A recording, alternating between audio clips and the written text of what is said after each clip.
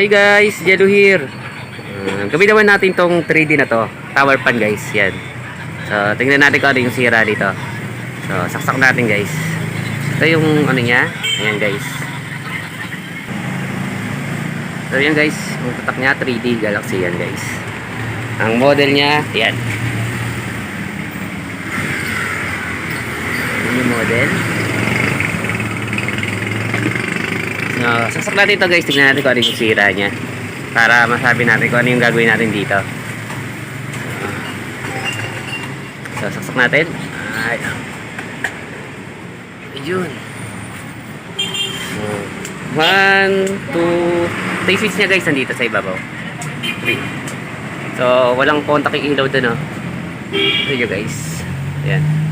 Walang ilaw. So, walang kuryente papasok dito sa electric fan na to guys. So, tingnan natin to guys. Kung ano yung gagawin natin. Ito yung switch niya. Ayan. Ayan. So, bubuksan ko lang to guys. Ito na yung mga tornilyo niyan. Ito. Ayan.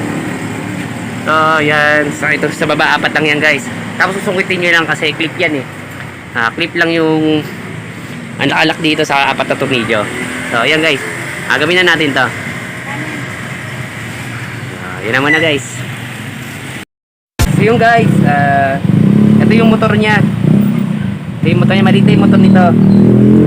Papakasin natin to. Ang sira siguro ito guys dahil wala siyang contact. Yung fuse niya sa loob. So yun ang papalitan natin yung fuse niya. So palitan natin yun. Tatanggalin nyo muna yung mga tornilyo dito. Yan.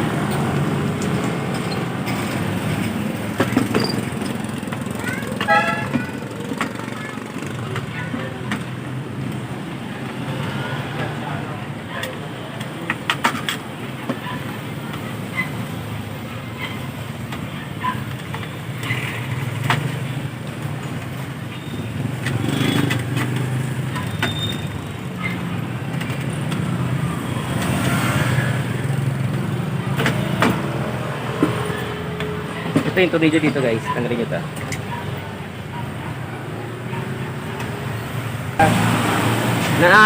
Naano yung mechanical niya guys, natuyuan ng langis kaya nasira yung fuse niya sa loob. So ang gagawin natin dito guys, langisan na lang natin kasi maganda pa naman yung mechanical niya. Ayun, maganda pa naman yung shafting bushing nito. O yung shafting niya, langisan nyo na lang kasi natuyuan lang siya ng langis. Ito hindi ko na matanggal kaya hindi ko na piniwersa kasi baka masira eh.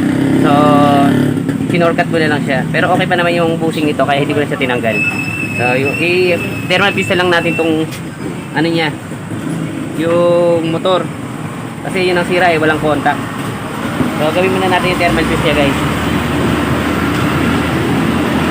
So, okay pa naman yung mechanical nito.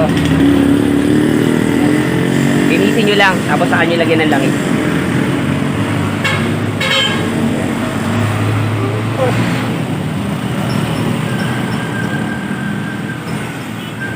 Yung kabila naman guys, bearing eh. Ito bushing kasi. So natuloy talaga siya ng langis.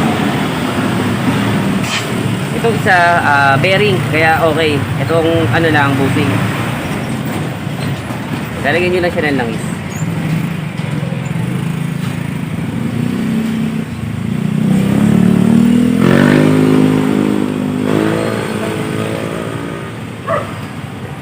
Maganda pa yung shafting niya sa yung bushing. Wala pang huga o wala pang alog.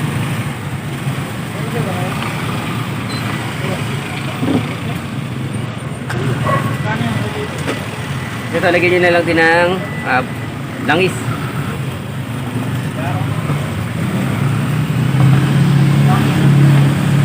Tapos na rin yung palitan ng palitan na natin ito ng fuse para magkaroon siya ng contact kasi wala siyang contact eh.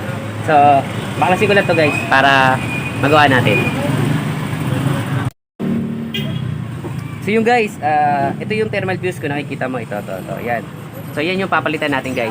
Palitan ko muna ito ng thermal fuse. Tapos para makita ninyo kung bakit wala na tong contact. Babaklasin ko to. Tapos test natin guys. Wait lang.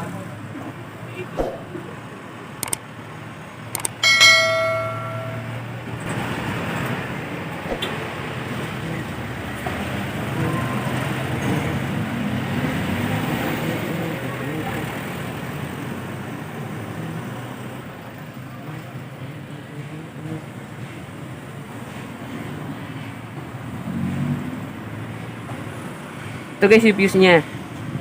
Yan. Yan yung fuse niya guys. Ito ba? Yan. Ito yung fuse niya. So, kuha tayo ng bagong fuse at tetest natin yun sa tetest natin to para masabi natin kung yung buo o sira. Ito lang guys. Ito guys, ito yung bago natin. So, test natin to sa to para malaman nyo kung buo o sira siya guys. So, wait lang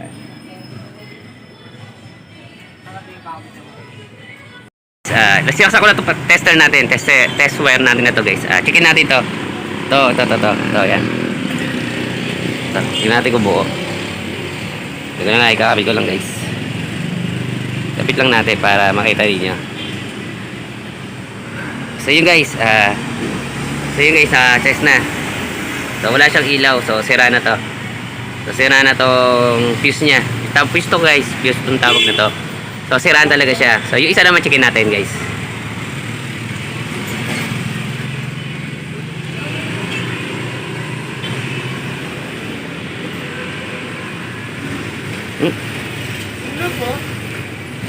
Ayan.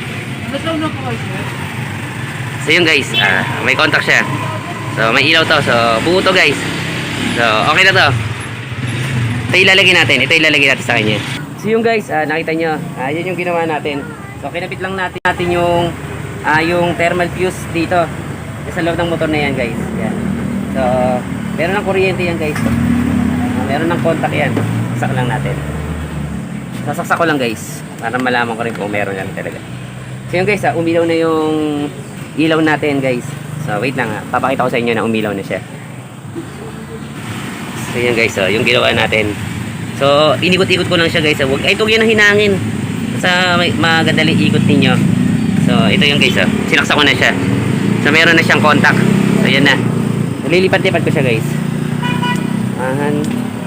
So 1 2 3. Siguro yung 1 niya 1 2 3 0. So yun guys, meron na siyang ilaw. May contact na to. So assemble na natin guys. Tingnan natin kung under na siya. So wait lang guys. Tingnan siya. Saka pala guys, tapean nyo na lang to. Tapean nyo yan. So tingnan nyo guys kung ano yung gagawin ko, kung paano ko siya tapean dyan. So wait lang guys. So yung guys, checkin na natin. So pinapit ko na naman yung auto radio na dito. So ayan. Ito yung ginawa ko guys. Nilagyan ko na lang ng tape. Binalutan ko lang siya para hindi siya bumuka. Saka nakita nyo naman yung pagtakip ko sa kanya. So binilisan na natin para hindi na tayo guys matagalan. So yun guys, sasaksak ko to. Tingnan natin guys kung aandar siya. Yun guys, mandar. Yan o. 0, patay. Off. Off. 1 2 3. Takpan ko na to guys. Tatakpan ko muna para makita natin yung hangin. So tapusin ko na to guys. Takpan na natin to.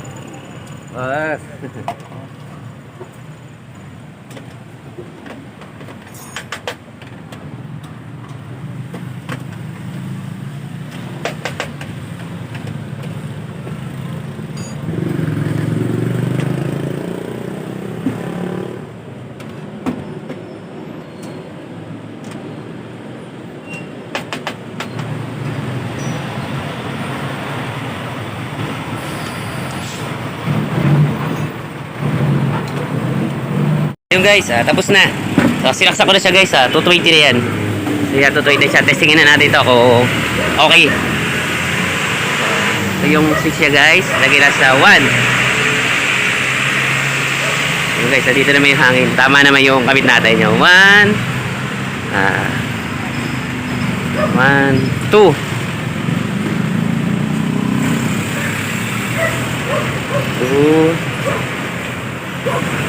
3. So guys, yung 3.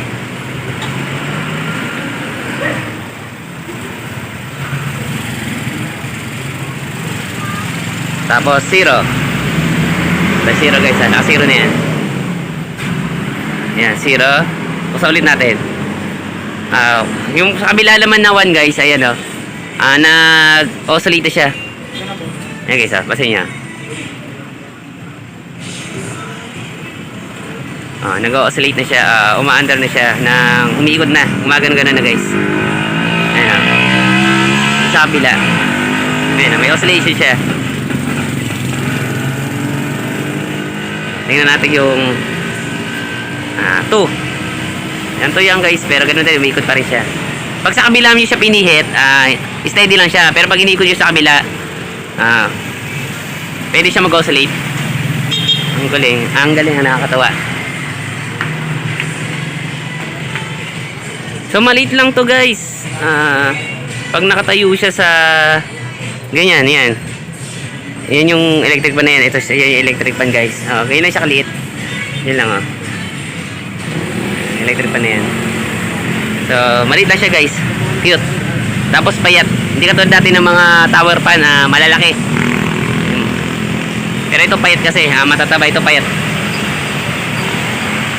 So yun guys, sana nakatulong ako sa inyo. So hanggang dito na lang yung vlog natin. Sa susunod na vlog na ulit. So maraming salamat guys sa panonood ninyo. Sana huwag nyo kalimutan mag-subscribe. At mag-like na rin kayo guys kung nagustuhan nyo. So maraming salamat guys. So hanggang dito na lang yung vlog natin. So paalam.